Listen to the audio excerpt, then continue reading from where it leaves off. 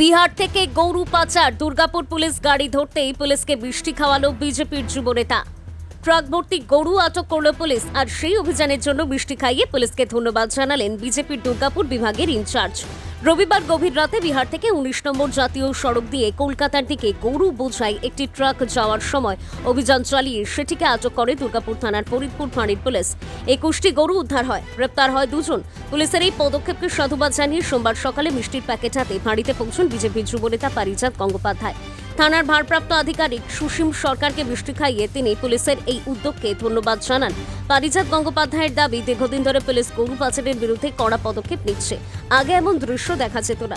BJP ক্ষমতায় আসার পর আইন শৃঙ্খলা রক্ষায় পুলিশের ভূমিকা আরও সক্রিয় হয়েছে এবং সেই কারণেই সাধারণ মানুষের পক্ষ থেকে পুলিশকে ধন্যবাদ জানানো হচ্ছে। আজ আমরা পুলিশকে ধন্যবাদ জানালাম। আপনারা সবাই জানেন বা দেখতে পাচ্ছেন যে প্রায় ২১টা গরু বিহার থেকে কলকাতার দিকে পাচার করা হচ্ছিল।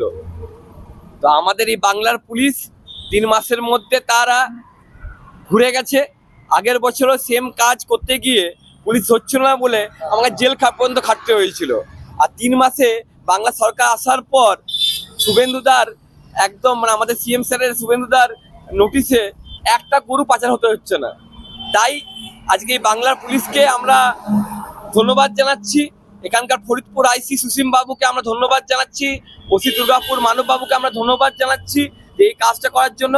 পবিত্র শ্রাবণ মাস, এই শ্রাবণ মাসে যে গোমাতাদেরকে তারা রক্ষা করলো, পাচার হতে দিল না, তার জন্য ধন্যবাদের জন্য আমরা মিষ্টি নিয়ে এসেছি।